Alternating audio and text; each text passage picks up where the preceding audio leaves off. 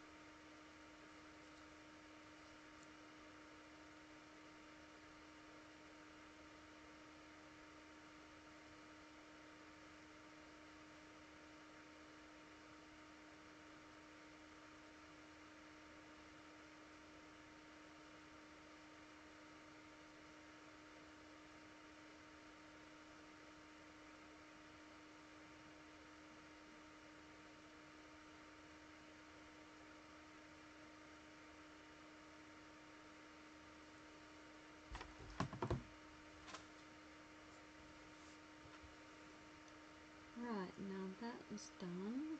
Yeah, a bit of a verification thing. Hmm. Hmm. Hmm. Hmm. Hmm. Hmm. Hmm.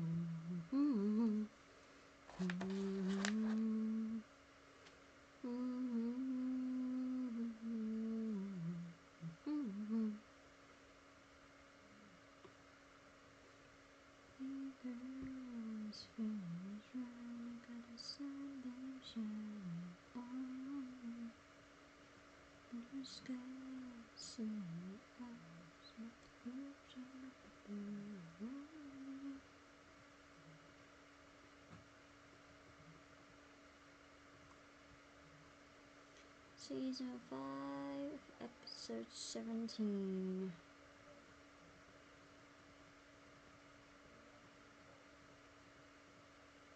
Hello, Patrick, my dear.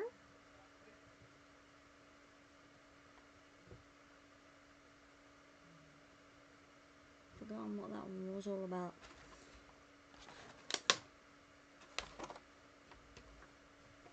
This program is about unsolved mysteries. Whenever possible, the actual family members and police officials have participated in recreating the events. What you are about to see is not a news broadcast.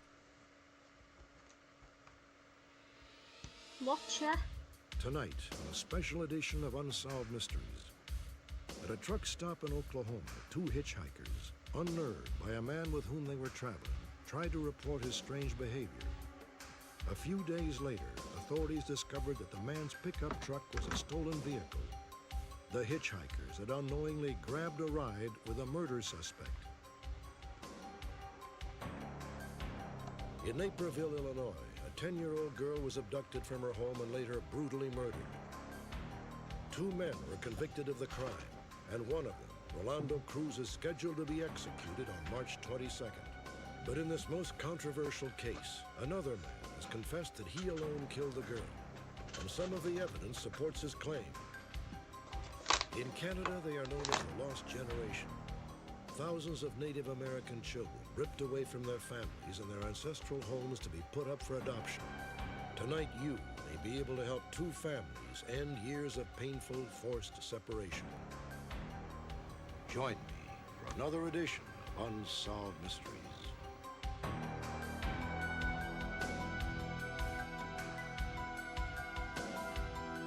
How are you doing, Patrick?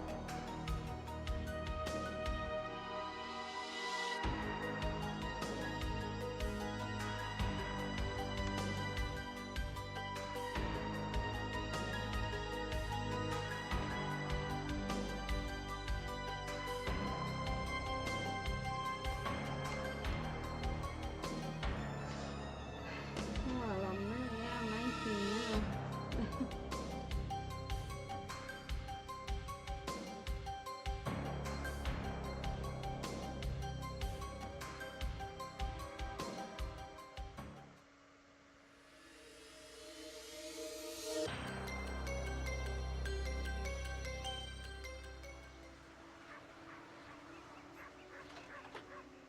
February 25th, 1983. What do you think? You think that'll match?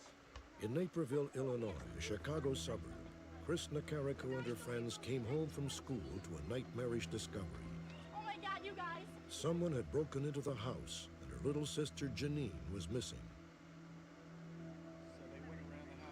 The police were called immediately. What do we got, guys? They found that the front door had been knocked in. A visible footprint remained on the door, and two more prints were found in the yard. A sheet and a blanket were missing from one of the beds.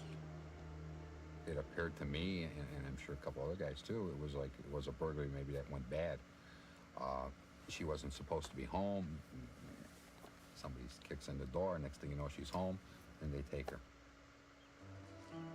2 days later, the young girl's body was discovered in the Illinois Prairie Path, a park less than 2 miles from her home.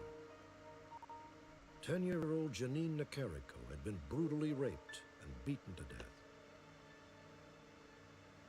Today, 2 men are in prison for the murder of Janine Nicarico, one facing execution next March 22nd. Both claim they are innocent, but there's a third man who says he is the killer and that he acted alone. The prosecutors call him a liar. But so far, 3 high-level law enforcement officials have quit their jobs to protest the handling of the case. They believe that the man currently scheduled to die in 5 weeks is innocent. In early 1983, an offer of a $10,000 reward led investigators to a man named Alex Hernandez. Hernandez had a reputation for trying to impress people and told police he'd been driving around drinking with several men who had talked about a murder. Well, Rick was talking to the guys. They were passing like a bottle around. Okay. And he Rick was was talking to him, and he said something about some You got of a the girl. last name, Alex? No, I don't know his last name. Hernandez had an IQ of 76 and was known around his neighborhood as Crazy Alex. His criminal record listed only one previous arrest for misdemeanor theft. He was crying. I seen him crying. Hernandez named names, but only one provided a possible link to the murder. Yeah, well, they Steve Buckley owned a pair of boots that closely approximated the boot print found on the front door of the Nicarico home. Buckley became a suspect, and police began to think Alex Hernandez knew more than he was telling. You know, somebody who told us about sitting in a car. We figured maybe now he's just trying to shift the guilt away from from himself, and maybe he's involved. So he was a prime suspect. So to see what we could find out, we arranged for him to sit down with a person that he would know of who was a burglar out of Aurora. Hey man, how about them cigarettes you promised me? Police put Hernandez in a room with a man he knew from his neighborhood nicknamed Penguino. Alex, you know, what's up, man? What you doing in here? You need helping us out? Penguino was told to pretend he knew who had murdered another child. Police got Hernandez to cooperate by telling him he was a junior deputy and would get $10,000 in reward money if he convinced Penguino to talk. Right, we'll split it up between you, or you can take it home. I don't care. Somebody come up with something today. A detective listened in the hallway outside. We figured that would be a perfect way, if he knew anything.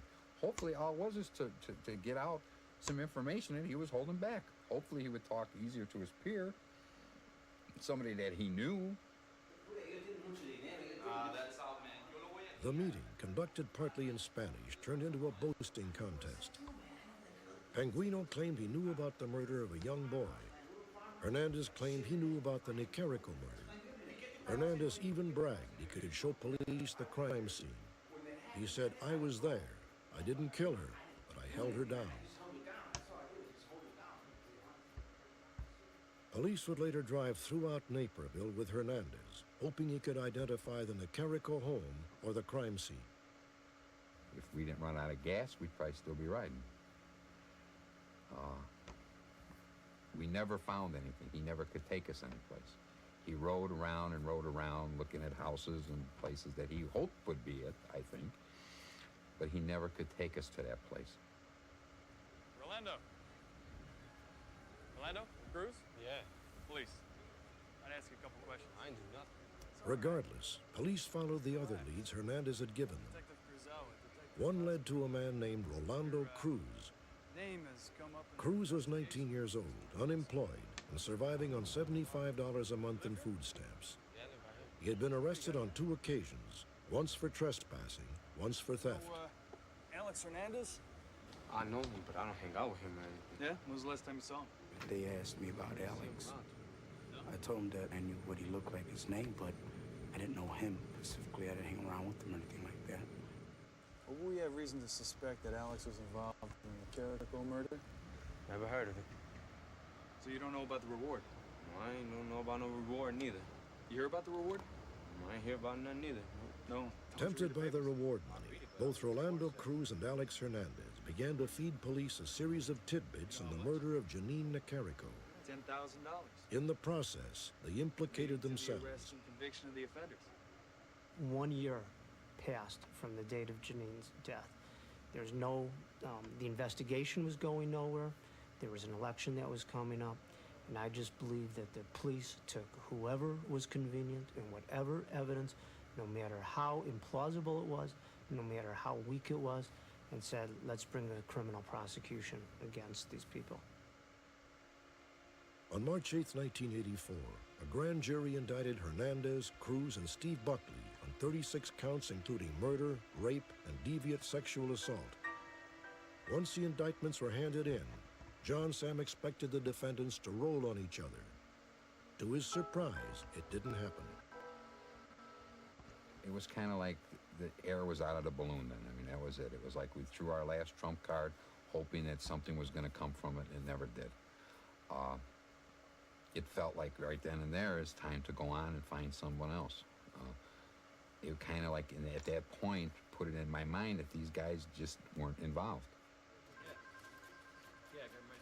Despite resistance from his superiors, Sam continued investigating on his own. Finally, in December of 1984, 1 month before the 3 men went on trial, Sam handed in his resignation and cleaned out his desk. Good luck, Sam. See you, John. The real killer was still out there, in my opinion, and we, the police, weren't looking for him. If we weren't looking for him, that meant nobody was looking for him. And therefore, he was still out there and could either kill again or he'd just get us away with it. And that, to me, was the worst part of this whole thing. In January of 1985, Alex Hernandez and Rolando Cruz were convicted of Janine Nicarico's murder. Steve Buckley's trial ended in a hung jury, and the prosecution would eventually decide not to retry him. Alex Hernandez and Rolando Cruz were sentenced to die for the murder of 10-year-old Janine Nicarico. 6 months later, police found the body of 7-year-old Melissa Ackerman in a drainage ditch in Kane County, Illinois, right next to DuPage County. Like Janine, she had been abducted and raped. 5 days after Melissa was found dead, a man under arrest for 3 other sexual assaults was charged with her murder. His name was Brian Dugan. The arrest of Brian Dugan soon cast considerable doubt on the convictions of Rolando Cruz and Alex Hernandez. Dugan wanted to cut a deal, but refused to formally confess without guaranteed immunity from the death penalty. However, to his attorney, he admitted raping and killing 3 people: Melissa Ackerman, a 27-year-old nurse named Donna Schnorr, and Janine Nicarico. How did you leave the body? In other words, like what position? All right? Dugan refused to talk directly to the authorities. Commander Ed Sosowski of the Illinois State Police came up with a list of questions about the Nicarico case and gave them to Dugan's attorney.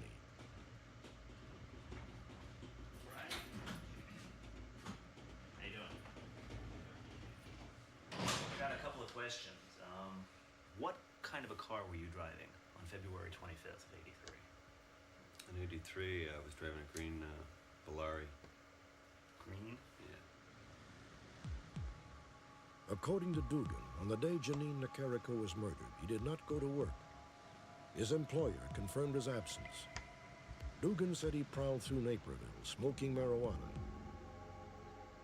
Sometime in the early afternoon, he knocked on the front door of the Nicarico home.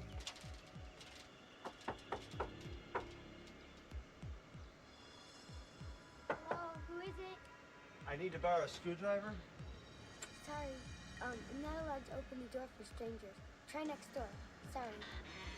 Okay.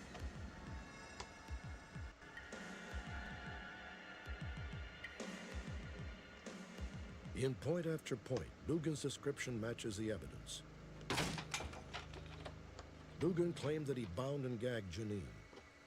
He described the sheet in which he wrapped her, and remembered he had taken time to wipe his fingerprints from the doorknob. He also said he was wearing the same brand of boots that matched the print found on the Nicarico door. Dugan described driving Janine to the Illinois Prairie Path. There he claimed he raped her, beat her with a tire iron, and left her. Dugan's story also matched the testimony of 2 tollway workers who had reported seeing a white man driving a green car on the day of the murder. Dugan remembered seeing the man and said that as he drove out of the park, he almost got stuck trying to turn around. His car had tires that were consistent with the tire prints left at the crime scene. Where do you think he's going?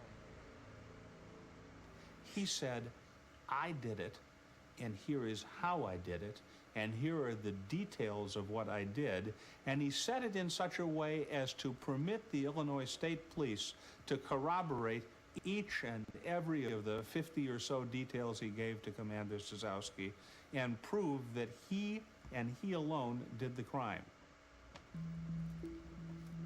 A polygraph test given by the Illinois State Police indicated that Dugan was telling the truth.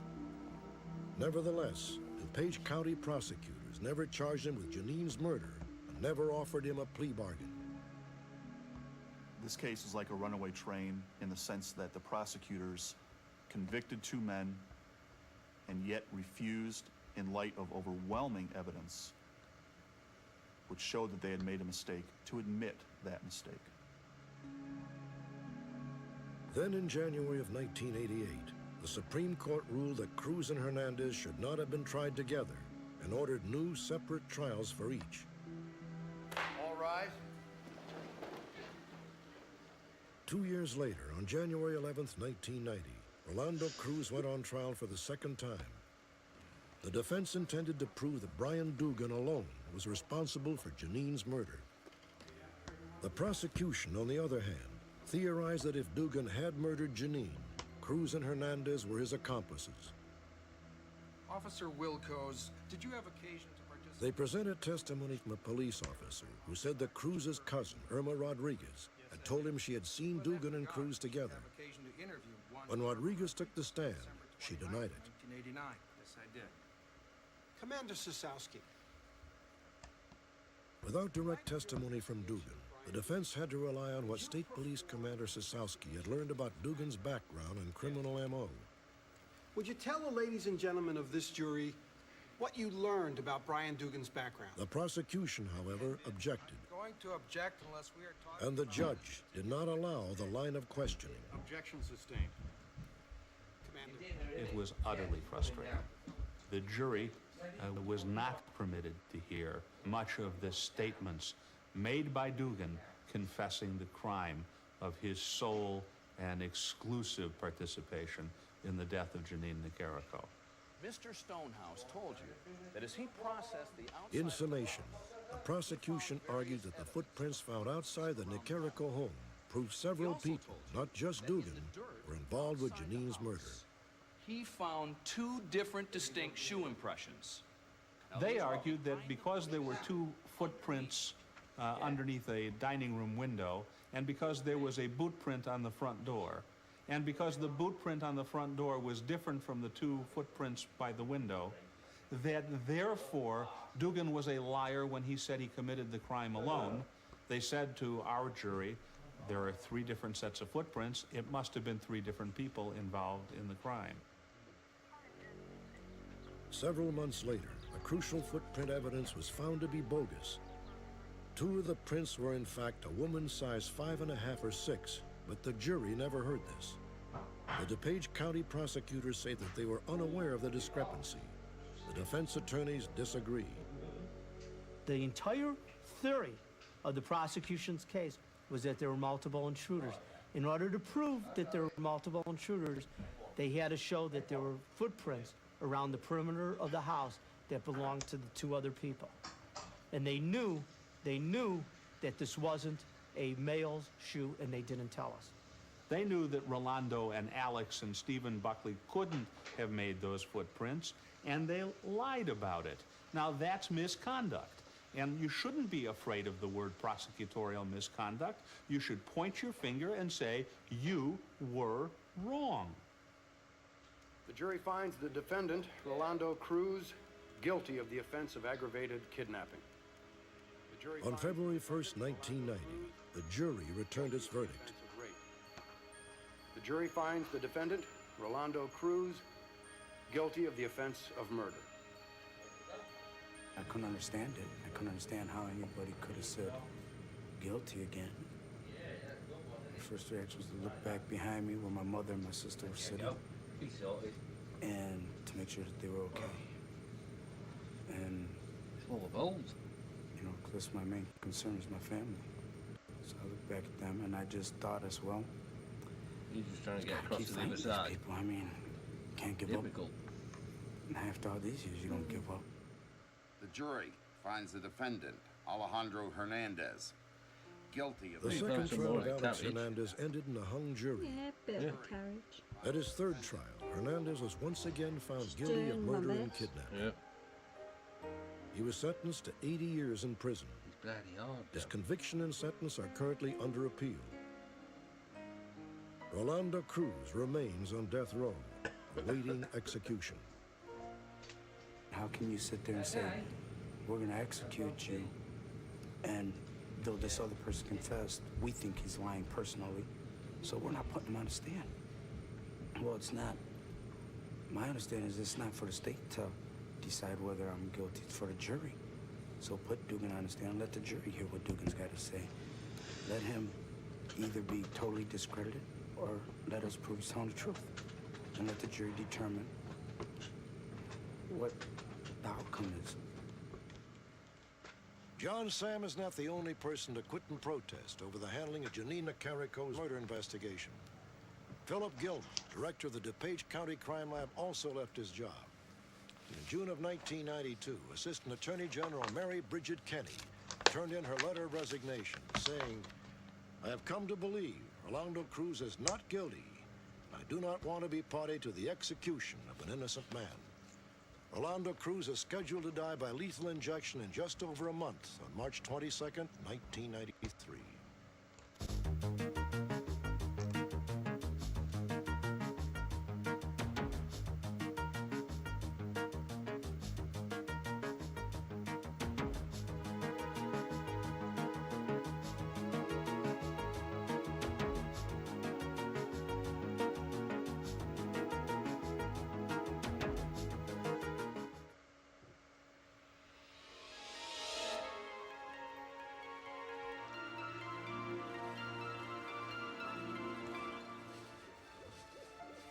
Recently, we featured a story that began in Madisonville, Tennessee during the Great Depression.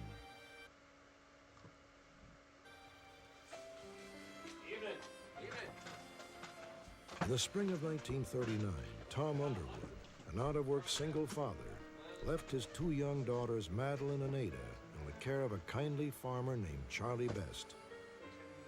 Times were hard, but he was willing to take them and give them a home and give them what we had to eat. It might not have been everything, but we never did go hungry. Thank you in Jesus' name.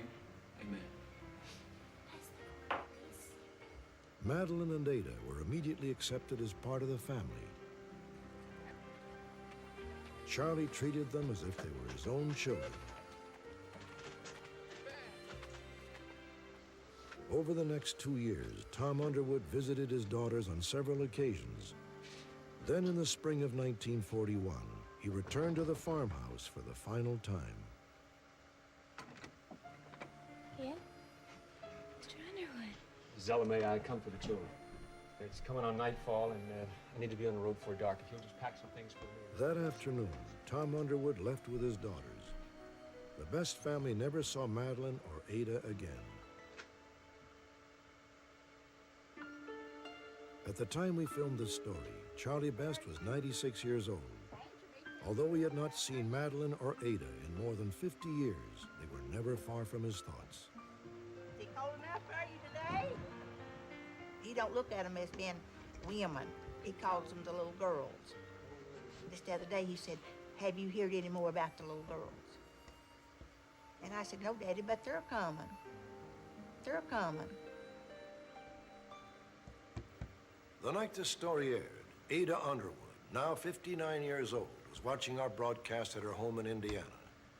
Ada was shocked to see herself and her older sister Madeline profiled. Sadly, Madeline passed away several years ago. But for Ada, Charlie and Zella Mae's story stirred distant childhood memories. 10 days after our broadcast, Ada Underwood traveled to Madisonville, Tennessee for a very special reunion with Charlie Best and his two children, Zella Mae and Carl.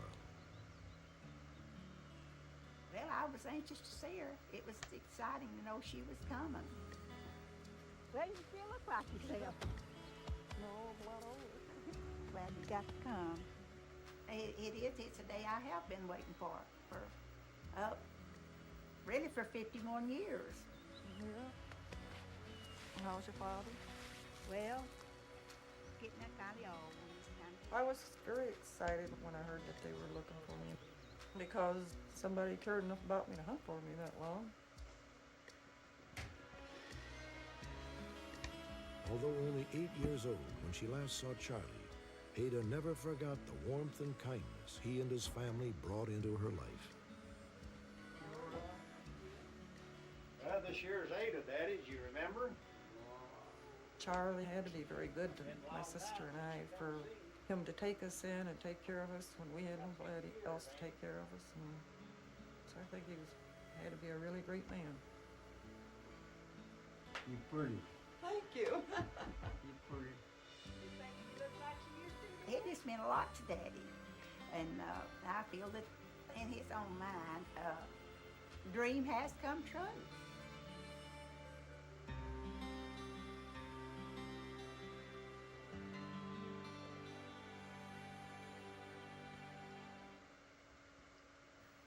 Sadly, 8 weeks after we filmed this update, Charlie Best passed away. According to his family, the reunion with Ada brought Charlie great comfort in his final days.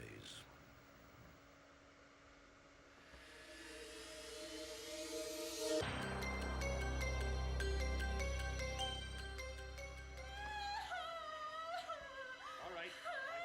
It's crowding. I can see the head. Come on. One more big push. Come on. One more. Come on. February 4th, 1969. Girl.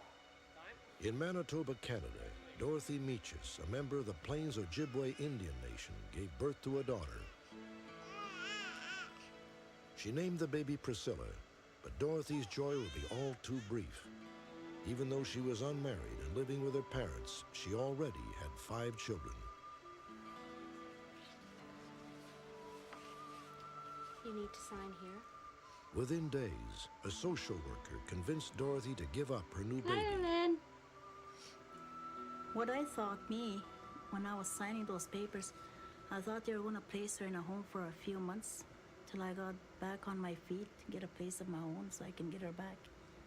But all this time, those were adoption papers I was signing. People were in difficulty, as in all communities. Difficulties occur, and rather than any rehabilitative work, any type of counseling, any type of resources being placed in those homes or in those communities, children were taken out. You're doing the right thing, Dorothy. She'll be well taken care of. 2 decades ago, what happened to Dorothy Meaches was not uncommon on Indian reservations throughout Canada. Families torn apart by a well-meaning but misguided social welfare system. However, Dorothy and Priscilla were more fortunate than most. In 1987, they would be reunited through the Native Adoption Registry in Winnipeg, Manitoba. I feel hurt sometimes because she wasn't raised up with us. I didn't see her since she was small. Like, it's nice to have her back, the family. I am happy that I did this. I'm glad that I found my family. And if there are other children out there that are looking for their parents, I would advise them to do it, because it's something that they would like. If they'd like to know about their family, they may as well give it a chance, because their families are probably looking for them right now. During the 1960s and 70s, thousands of Native American children were removed from their tribal homelands in Canada and placed with adoptive parents. Many of them white, many of them in the United States. It was a system born of cultural misunderstanding, which has since proven to be a colossal mistake. This forced exodus of children has created a lost generation which can never fully be replaced. Perhaps someone in our audience will be able to fulfill 2 families' dreams of reunion. For as much as it hath pleased Almighty God. When her mother died in 1972, 14-year-old Glenda Keewatin Capo stood with her father at the funeral. Glenda had no way of knowing that she and her 6 brothers and sisters would soon become part of Canada's lost generation. God have mercy on her soul. Just hours after the funeral, a social worker arrived, unannounced, at their home. 2 younger children today. That's, Gail and Maureen. yeah, Gail and Maureen. And then I'll be back later in the week for the rest of the children, okay? I think my father was in shock still, because like when I look back now, I remember my dad, when he talked to him, like he'd just say, yeah, you know, just agreeing with everything. And he was real quiet. So could you call over Maureen and Gail? Gail, Maureen, come here. Within a week, all 7 children would be taken away. Maureen and Gail adopted. The oldest sister sent to relatives. Glenda and her 3 brothers placed in separate foster homes. Are you taking me to Mommy?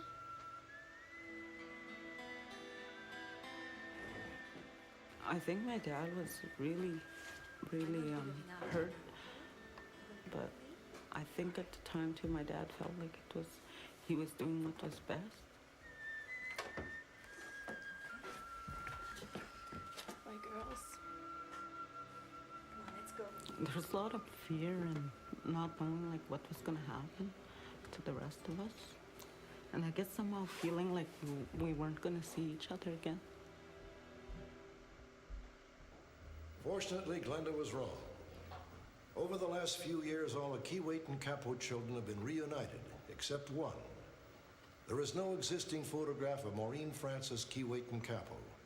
She was born on June 29, 1968, and was adopted by a family in Brandon, Manitoba.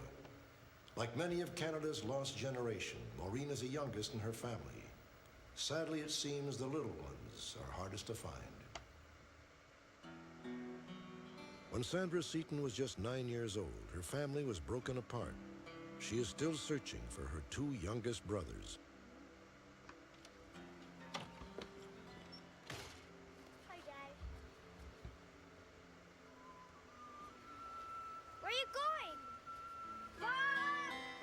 Sandra's father was an alcoholic who often beat her mother. In 1969, he was barred from the house by court order. Sandra's mother was forced to take work as a food vendor with a traveling carnival.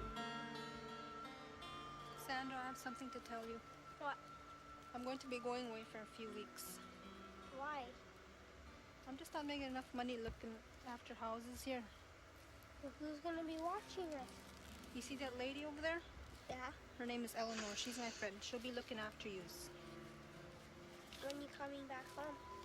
I'll be back in 3 weeks. The babysitter stayed with us for a while, and then she left. And so it was just us kids that were home. We were very careful that, you know, we didn't want anybody to know we were alone. We were kind of waiting and hoping Mom would be back.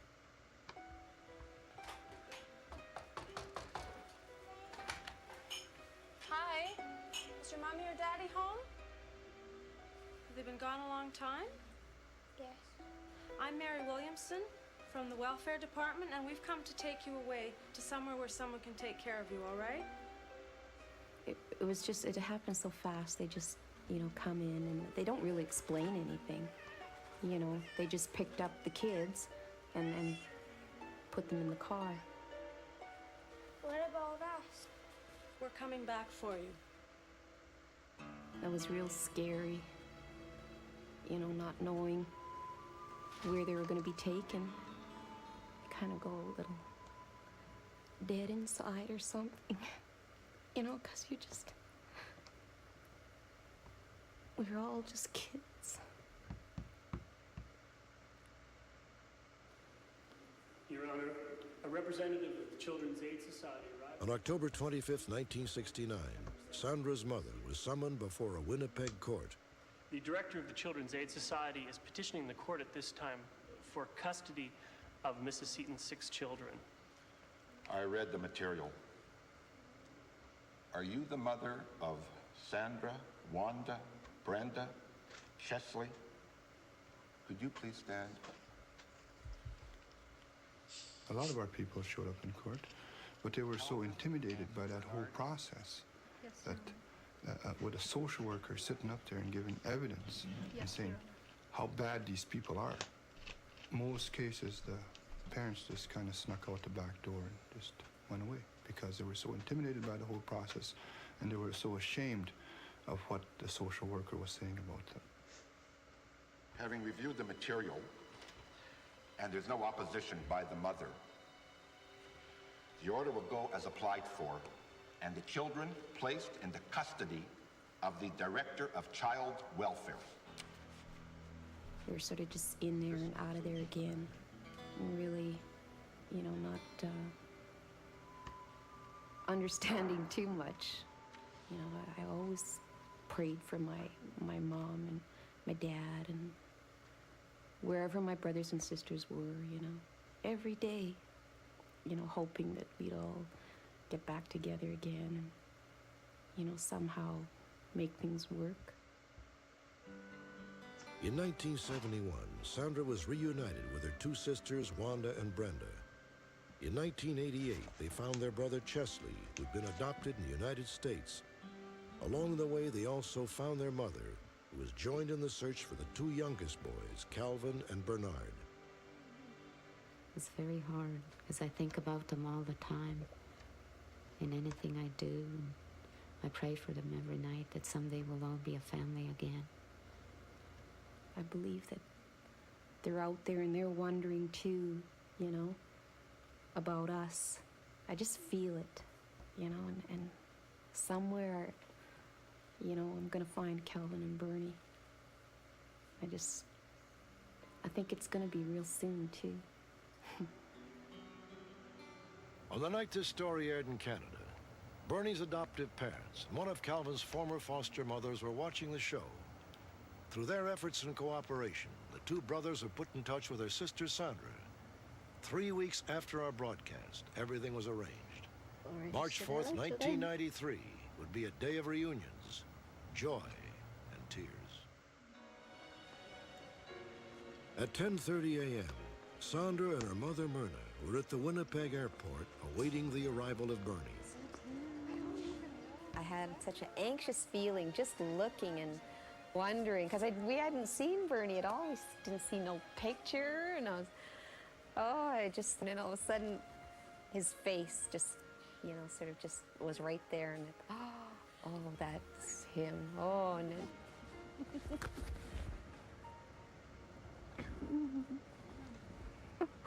oh.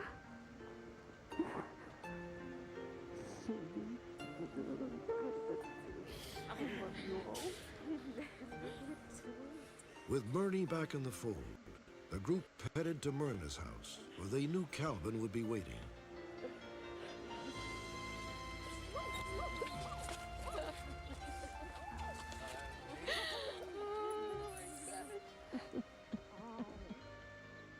In his youth, Calvin had been shunted about to 14 different foster families.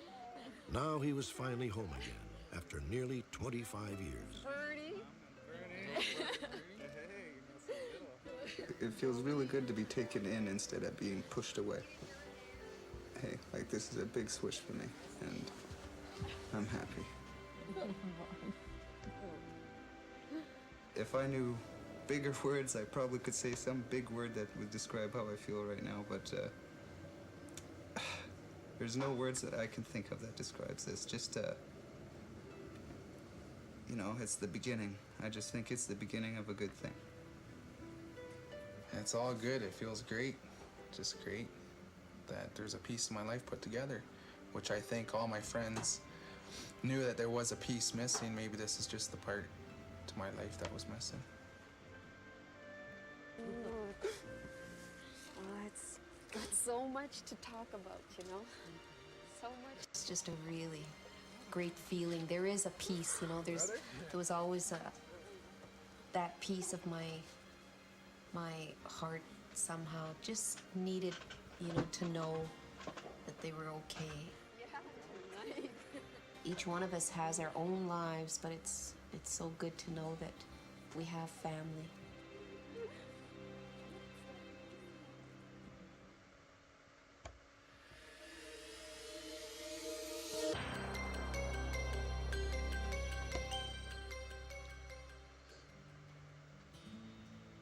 On May 20th, 1991, the Henderson family of Washburn, Texas, gathered to bid farewell to one of its members.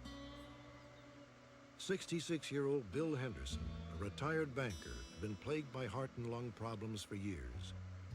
But the grief his family felt was compounded by anguish and anger. For Bill Henderson had not succumbed to illness. He had been murdered in his own bedroom. I'm mad about what happened to my dad. I feel like he was cheated.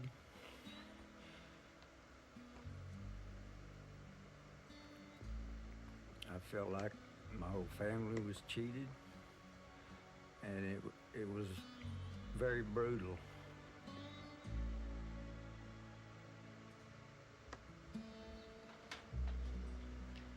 There's plenty of meat in the freezer, and that'll take care of you till Saturday when I see you again, okay? I'll be fine. On May 12, 1991, Bill Henderson said goodbye to his wife, granddaughter, and great-granddaughter. I love you. They were off to visit relatives in Austin, Texas, more than 400 miles away. Bill's failing health prevented him from leaving home for long periods. Over the next 3 days, Bill stayed in touch with other family members. Then, for an entire day, no one heard from him. Finally, on May 16th, Bill's son Gary tried to reach him by phone. Started calling my dad about 1 o'clock, I guess, and every time I called, it was just a busy signal, so I didn't really know if the phones were just off the hook or what happened. We was afraid that maybe he may have had a heart attack or some health problem and was sick in the house and couldn't get to the telephone, or maybe had been trying to call for help and dropped the telephone or something like that. That's what we was afraid of. Concerned, Gary, Frank, and Frank's stepdaughter Sherry went to Bill's house to investigate. His truck's not out front. I don't know where he is. Their concern turned to alarm when they noticed that Bill's pickup truck was gone.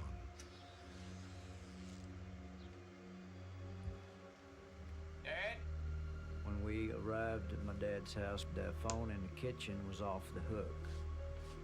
My brother-in-law, Frank, went over and hung that phone up, and then I decided to go on through the house and check the other phone. So I was walking down the hall, saw my dad's glasses, broken glasses, laying in the floor. Really, I still didn't think a whole lot about it until we got on down the hall and there was a picture laying in the floor. And that's when I saw my father laying in the floor and the room all tore up. Frank! Frank come into the room and he felt to my dad, and my dad he was cold. He'd been there for a while, and I remember telling Frank that I think it's too late or something like that, and Frank told me that he didn't think my dad died of a heart attack, that it looked like he was murdered. Bill Henderson had been strangled and beaten to death with an electric iron a full 8 to 10 hours before he was found. This was an extremely violent murder. The man was beaten time and time again, and it was extremely obvious to us also that Mr. Henderson had put up a fight for his life. Police were puzzled by the lack of an apparent motive for such a brutal killing. The only item missing, other than Bill's pickup truck, was his wallet. Then, 5 days later, a man walking along Interstate 40, 90 miles east of Amarillo, made a curious discovery. Bill Henderson's wallet. The next day, Bill Henderson's pickup truck was discovered, abandoned, just outside of Chicago, Illinois, more than 1,000 miles from Amarillo. Police searched the vehicle, but found no clues which would lead them to a suspect. But they did learn of 2 eyewitnesses who not only saw the killer, but actually spent the day with him, riding in Bill Henderson's truck.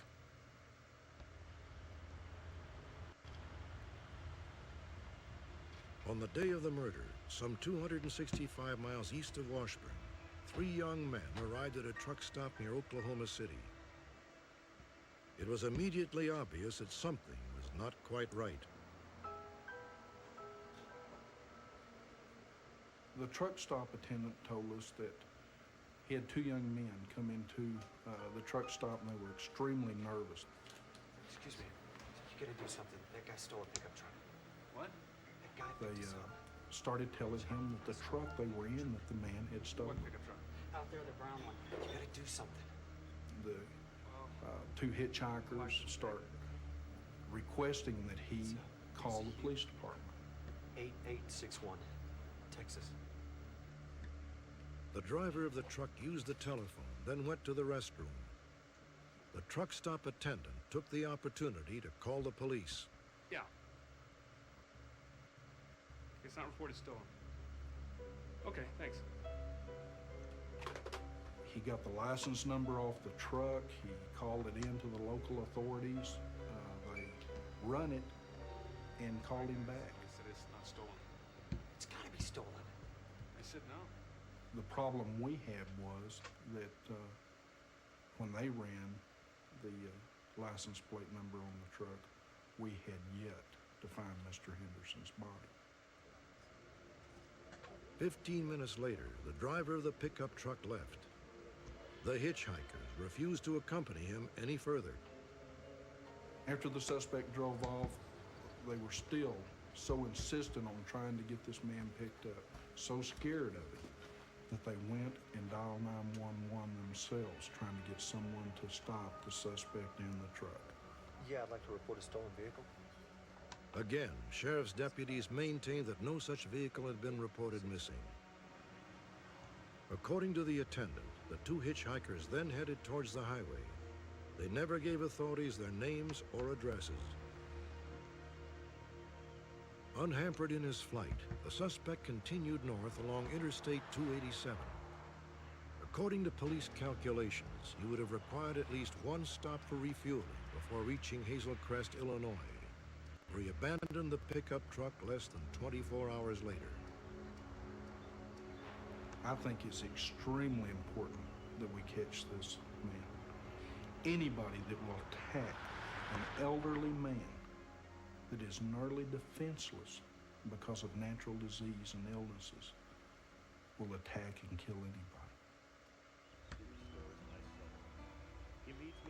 It hurts to know what Bill had to go through, the pain and suffering he had to go through out there before he took his last breath. And I would just like to see this person caught and tried, convicted, and sentenced. I don't feel like my dad should have had to see something like that leaning over him, you know, as the last thing he ever saw. It just wasn't fair. Who murdered Bill Henderson? Police have but one solitary clue that may ultimately give them an answer. There was a palm print in blood inside the room. It was on a art-type tablet. If we can find the person that matches up to that bloody palm print, then we have our murder suspect.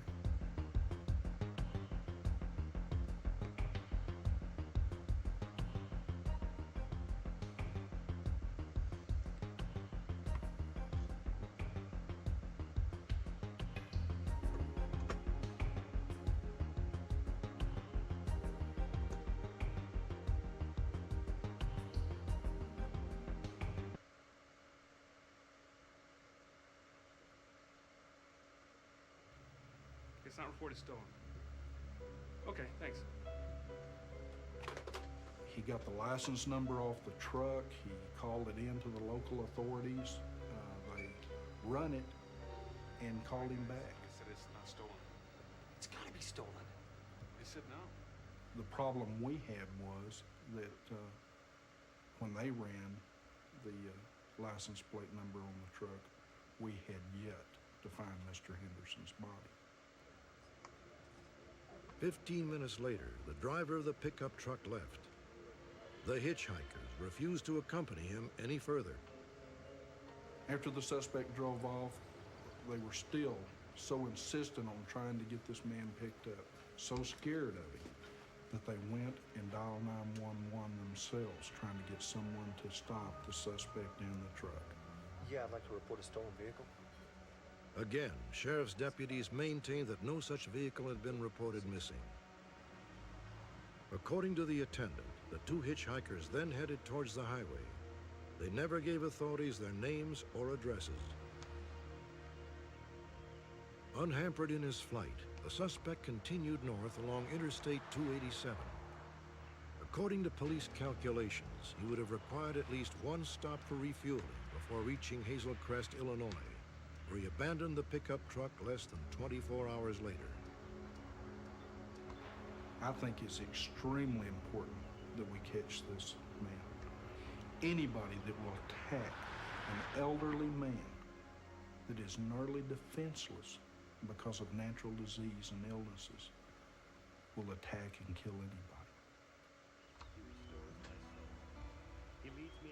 It hurts to know what Bill had to go through, the pain and suffering he had to go through out there before he took his last breath. And I would just like to see this person caught and tried, convicted, and sentenced. I don't feel like my dad should have had to see something like that leaning over him, you know, as the last thing he ever saw. It just wasn't fair. Who murdered Bill Henderson? Police have but one solitary clue that may ultimately give them an answer. There was a palm print in blood inside the room. It was on a art-type tablet. If we can find the person that matches up to that bloody palm print, then we have our murder suspect.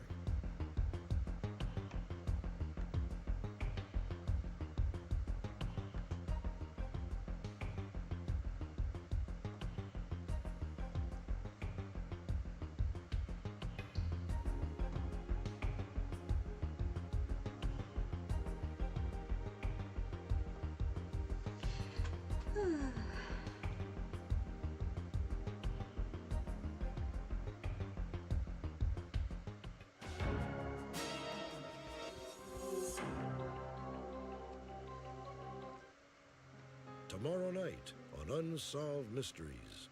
Shortly after the death of his grandfather, Donnie Decker's friends and family noticed a change had come over him and his surroundings.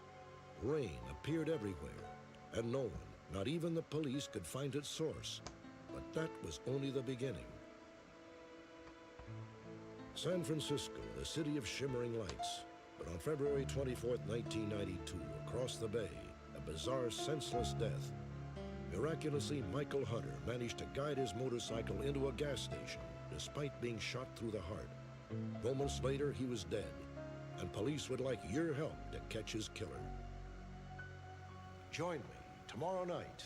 Perhaps you may be able to help solve a mystery.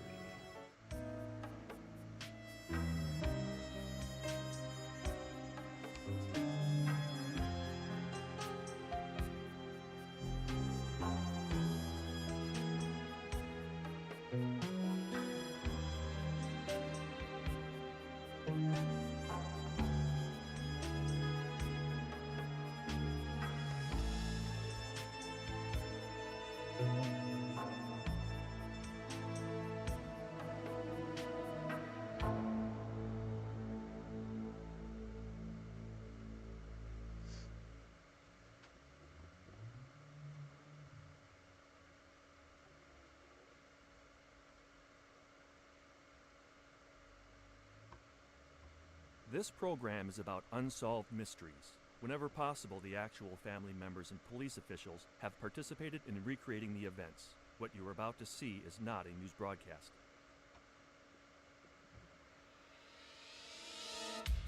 Shortly after the death of his grandfather, Don Decker's life took on a disturbing, almost supernatural dimension. Suddenly, wherever Don was, rain mysteriously began to appear, leaving his friends to wonder if he had somehow been possessed. But for Don Decker, the rain was only the beginning. February 24th, 1992 was an unseasonably warm night in the San Francisco Bay Area. For Michael Hunter, it seemed a perfect evening for a motorcycle ride.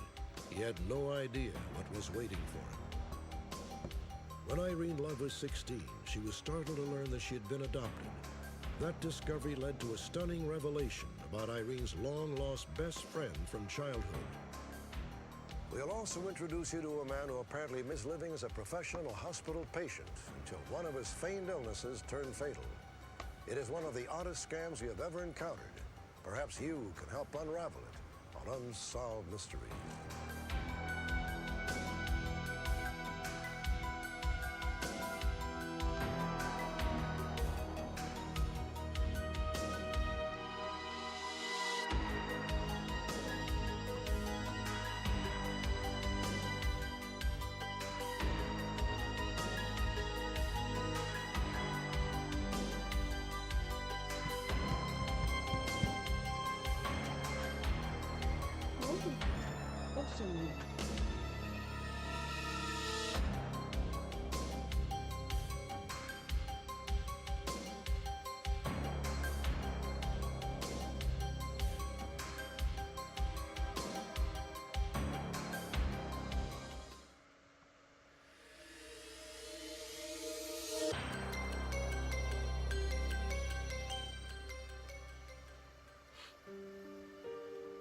We commit his body to the ground, earth to earth, ashes to February ashes. 24th, 1983.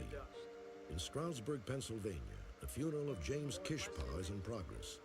He had died of cirrhosis of the liver at the age of 63. The Lord look upon him with favor and give him peace. His grandson, 21-year-old Don Decker, had been granted a furlough from the county jail to attend the funeral. We would like to invite you to come forward and pay your last respects. Don was serving a 4 to 12-month sentence for receiving stolen property. It was a capstone of a troubled adolescence. What no one knew was that Don had been keeping a dark secret. He says that his grandfather, James, the man he was now obliged publicly to mourn, had abused him physically from the time he was 7 years old. No other part of the family knew anything about, what happened. And it was like, you know, like good fighting evil. Basically, I put it, you know. The evil was gone, and I was hoping, you know, that everything would change. In fact, things would change, and drastically, but not in a way Don Decker could ever have imagined. After the funeral, Don was completely unnerved by the way his parents glorified his grandfather's memory. He decided to spend the night with his friends, Bob and Jeannie Kiefer, whom he had met a few months earlier.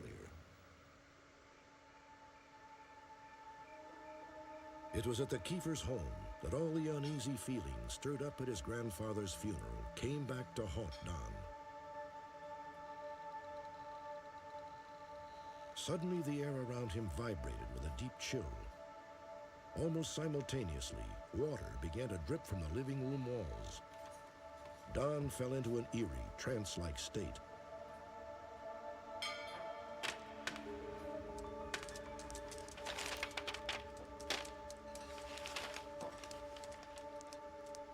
Jeannie? Have you got water running back there? No. Come take a look at this. We've got a leak. Oh my God, look at that. It's all over the wall. At a total loss, they decided to notify the landlord, Ron Van Hoy. Get some pots or a bucket or something. I'm gonna call Ron. Hi, Ron, this is Bob Kiefer. The phone rang, and I got a call from my tenant, Bob, and he said, you have to come down. We have a problem.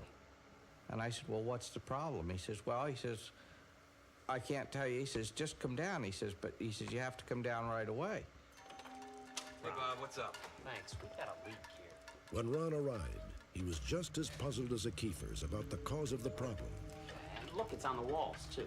Sure is.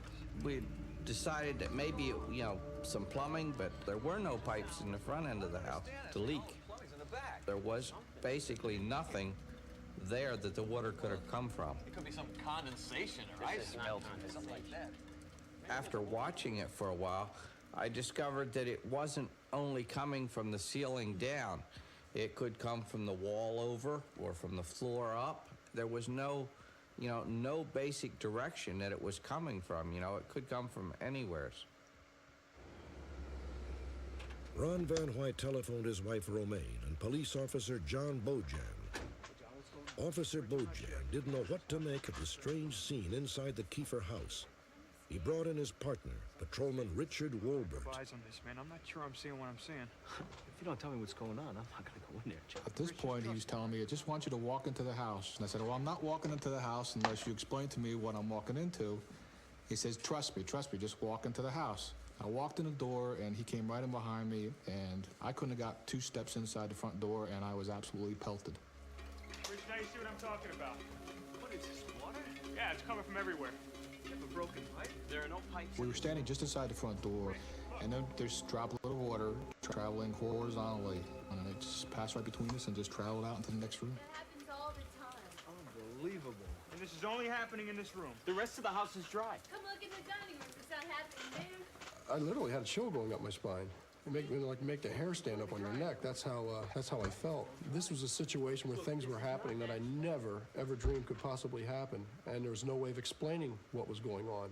We're gonna get you outside and we're gonna take it from there. Let's just go outside. Come on. I'd like to stick around. At this point, officers Bojan and Wolbert left to report the incident to the police chief. I can't force you to go. While the Kiefers and Don Decker, who'd gone hours without food, walked across the street to get something to eat, Ron Van Hoy and his wife remained behind.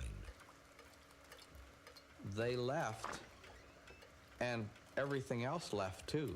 The rain stopped. The house was normal. Ron, look, it's stopping.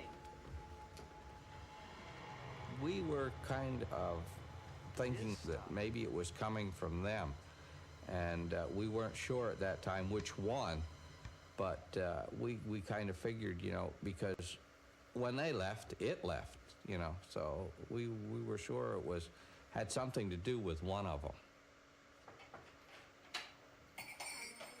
It had now been 23 hours since the mysterious rain began. Pam Scrofano, who owned the restaurant opposite the Kiefer's house, had visited them earlier that day and seen the rain firsthand. Worse than this morning? Yes. Pam was convinced it was the devil's handiwork, and that the devil was acting through Don Decker. No. You should probably call the church. Have the priest come over and take a look at You look, Donnie, and he was like in a trance. He would look at you, but not knowing that you were there. I said to Jeannie, I said, he's got to be possessed. Oh my God. Oh my God. We sitting there. A couple seconds later, there's water all over the pizzeria, too. You have a crucifix? Hey. You have a crucifix? No. I've never seen anything like that happen in my life. So I went in the cash register. I had a crucifix there. I took it out, put it on him, and the minute, I put it on him, touched the skin, and he got burned. It burned. Just leave Cross burned him, and it turned black. This boy is possessed. You have to call the church. You have to have the priest come and look at him. I'm going back to the house and waiting for the police. There's no way that anybody could have played a joke like that. This was real. Donnie was doing it himself. And he was doing it without realizing it, that he was doing it. Take him to the church and have the priest I can't remember where I've heard of it. Give me a call. It's driving me Even nuts. Don Decker had begun to believe that he was somehow responsible. The rain in the restaurant was the final straw. And now it's stopping. That made me more sure that I had something to do with it, because it was following me. And it didn't start raining in the house until I got there. They were living there. Nothing ever happened. And that's when I started realizing that was me. It's not a coincidence. They think it's him. I don't buy it. This is horrible. Back at the Kiefer's house, Romaine Van Wyck confronted Don Decker, accusing him of somehow causing all the trouble on purpose. This is your fault. You made it rain in the living room. You made it rain at Pep's place. This is all your fault. It's you, Donnie. You're the one that's doing this, and you have to make it stop. The pots and pans that were over the stove, they started rattling. That's when I got levitated off the floor. There you go. It was just like floating. Then it was like a push, but it wasn't like somebody taking your hand and pushing you. It was like feeling it all over your body at one. And I'm a big guy, I've been assertive, and that made me felt like a newborn.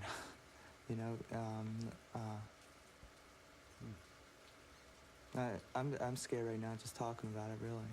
But I believe that there was I don't know if you call it an evil spirit, but whatever, a demon, possessed his body and caused this. Well, this better be good, gentlemen. You wake me up in the middle of the night, I'm out here. A few hours after the strange incident in the kitchen, officers Bojan and Wolbert arrived with their chief, a hardened skeptic in tow. I got a 7 o'clock meeting with the mayor tomorrow. When the chief got to the house, he was pelted with weather, just as Rich and I was. I got the impression that he was put on the spot, maybe a little bit embarrassed, like we expected something out of him that he could answer. This looks like a problem with your pipes. There was no way to explain what happened, and I think he was put in a position where he might have felt a little uncomfortable. Dry as a bone on the other side of the house. The Stroudsburg, Pennsylvania chief of police would be one of the only eyewitnesses from that bizarre night who denied that anything out of the ordinary had happened. You got me out of bed for this? Hey, Chief, this isn't a police problem. This is a plumbing problem. This is a police problem. These people are helpless. These people are having a joke with you. They're having their way with you. Look, nobody's being hurt here. Nobody's being threatened, so we're out of here. We'll talk about it outside. Okay? All right, don't worry. We'll take care of it. The police chief ordered his officers to leave the Kiefer house. He instructed them not to file a report. In fact, he directed them not to speak of the incident at all. I think he just wanted out. He could not give us an explanation for it. He couldn't help us. He couldn't provide us with anything more than what we had experienced and what we had come up with. Well, he just flat out denied it didn't happen, and he tried to convince me that nothing happened, and he wasn't going to do that. I saw it, and that's all there is to it. The next day, acting against the specific orders of the police chief, 3 of his veteran officers went to the Kiefer home to try and figure out what was going on. You'll be all right. All right? Nice and loose. One of the officers was Bill Davies. All right. This will just take a second. Hey, bring your hands behind your back. We're standing there, and I gave Mr. Decker this gold cross to hold. Just hold on to that for a The minute. next thing is it's burning my hands, It burns. and there's no explanation for it. When you picked it up, when you grabbed it, not hot, but it's hot. And that's when I held on to it. Hey, what's going on here? Hey, guys. All of a sudden, he lifted up off the ground and he flew across the room with the force of though a bus had hit him. Oh, my God. Donnie. We looked, and there was 3 claw marks on the side of his neck, which drew blood. My God, look at his neck. Come on. I have no answer for it whatsoever, and I just draw a blank, even to today. I've been a cop 40 years, and I never ran anything like this here, never. I mean, there's always an explanation when something happens. If you got to investigate, you come up with something, this is why it happened. This case here, there is no explanation. There's an evil upon this house. Finally, on the third night, Ron Van Wy was able to convince an evangelical preacher, whom we will call Reverend Johnson, to come to the house and attempt an exorcism. We all must kneel and pray. Every Protestant minister and Catholic priest in Stroudsburg had turned Ron down. The Van Wys and the Kiefers kept vigil, while Reverend Johnson prayed for Don. Our Father, who art in heaven. As she started to pray, Donnie went into like a convulsion, you know. He started to shake. He pulled himself up into like a ball. And the longer she prayed, he started to relax then. His whole body seemed to quiet completely down. And as you're standing there watching this, you could feel the house itself seemed to take on a total different feeling. Trespass against us. Lead us not into temptation. And by the time she got done praying, the water was gone. And that was the last that we saw of any water at the house at all. Amazingly, the rain had stopped. Don Decker appeared to return to his old self. Some witnesses believe that Reverend Johnson had performed a miracle or an exorcism, but whatever it was, the results would prove to be only fleeting. After his furlough, Don Decker returned to the Monroe County Jail. Within a few days, the mysterious rain had once again materialized. Guard! Guard! Get me out of here! What's the problem here? Look at me. I'm soaking wet. It's all wet. Now get me out of here! Drake, can you get him out of here? They put me in a maximum security cell, and I was in there with another inmate. And I was thinking, you know, I wish I'd make it rain in here. And all of a sudden, water just started coming out of a concrete floor. And at that point, I thought I could do stuff. What are you doing? You throwing water into the cell walls from the sink or from the toilet or something? Huh? I can control it. This time it was different. This time Don felt powerful. He realized he could manipulate the rain at will. You can control the rain. I tell you what, if you can control the rain, make it rain in the warden's office. Make it rain in Dave Keenhold's office. I was sitting at the desk, and I was writing a report. I was all by myself in the administration area. Nobody else was around. It was approximately 8 o'clock in the evening. At the time, I didn't feel anything. My shirt was drooping down. Yeah, come in. Excuse me, Warden. I was just down talking to I didn't know what was going on, and the officer told me to look at my shirt. It's a brand new shirt. And right here, on about the center of my sternum, about 4 inches long, 2 inches wide, I was just saturated with water.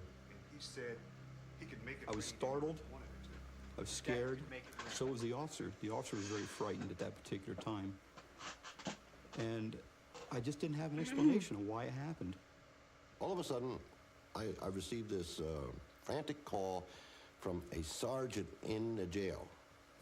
His name is Keenhold. And he said, can you come over? We need you. We need your help. Reverend Blackburn. Nice to meet you. Sit down, please. Thank you, officer. We'll be fine. So they brought this very meek, mild-mannered young man into the room. And he was asking my help. What is it here? What's going on? I can make it rain. They put a cross around my neck and it burned. Rosary in my hand and it burned. Son, don't you think it would be a lot simpler if you just stopped all this nonsense right now? You're making all this up, aren't you? All of a sudden, like that, demeanor changed. And the smell came into the room. Nurses and doctors, medical people will tell you that when you walk into a room where someone is dying with a cancer or something, usually there's a smell. You can tell when you walk in a room. And I smelled a smell like that multiplied 5 times at least. Evil, foreboding. I have powers you don't. I can make it rain. And at that point, he raised his hand and he rubbed his fingers together. And all of a sudden, it started to rain. It was like the devil's rain. It was a mist. I was in the presence of evil. I'm gonna pray for you. I don't want you to pray for me. I don't care whether you want me to or not. Prayer is my prerogative. And I opened up the Bible and started reading to him, but the pages never got wet.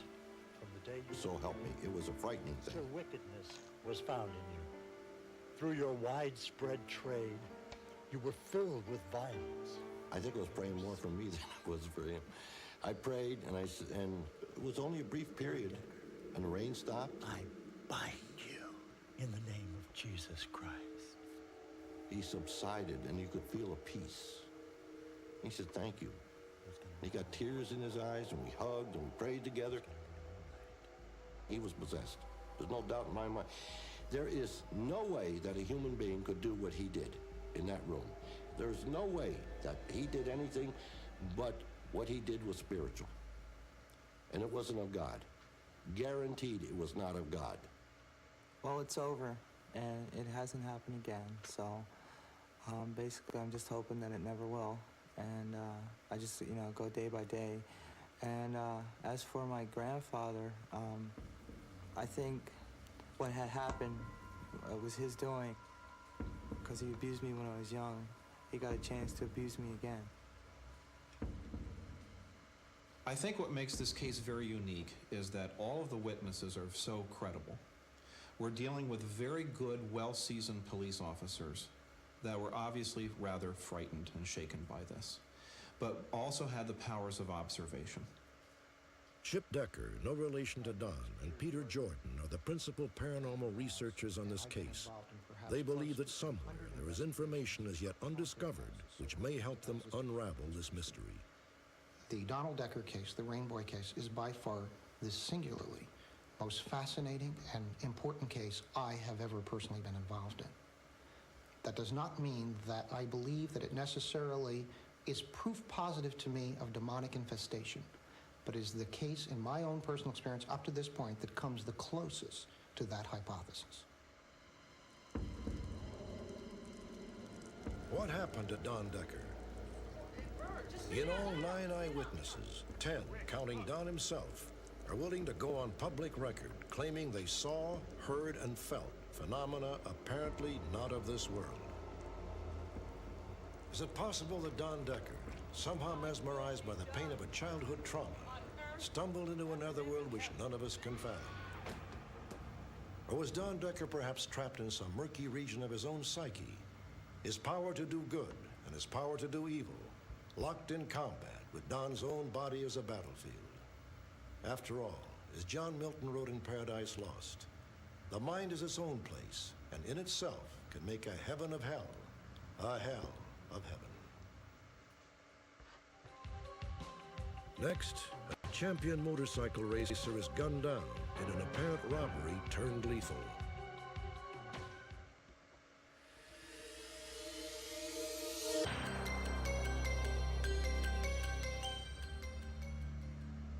The shimmering lights of San Francisco Bay can be seen from more than a dozen surrounding communities. On the evening of February 24th, 1992, one of those communities became the scene of a tragic, unsolved murder.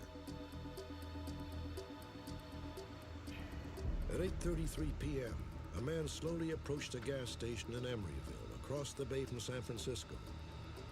He was hunched over his motorcycle, weaving in an erratic and perilous fashion.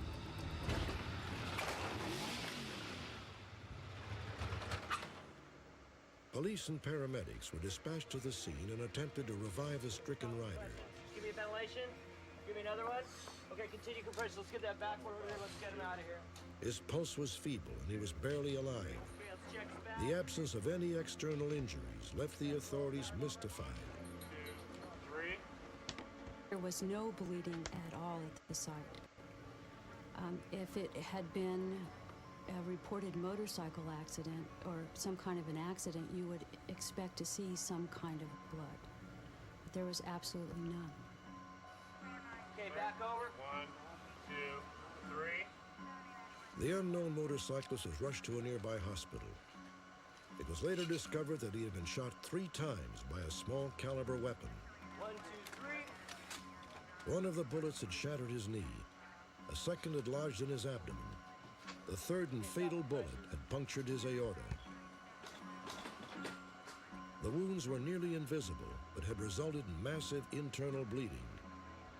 The victim never regained consciousness and was pronounced dead shortly after 9 p.m.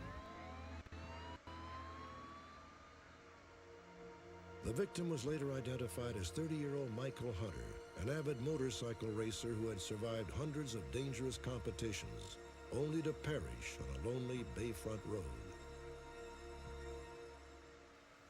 What happened to Michael Hunter is unfortunately an all too common occurrence in today's big cities.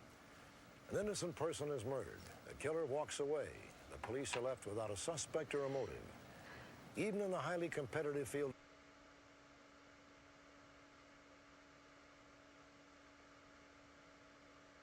Wow, it's getting there. Right, I'm gonna end it now. I will be live later on, so I shall see you guys later. I'd like to let you all take care now. Bye.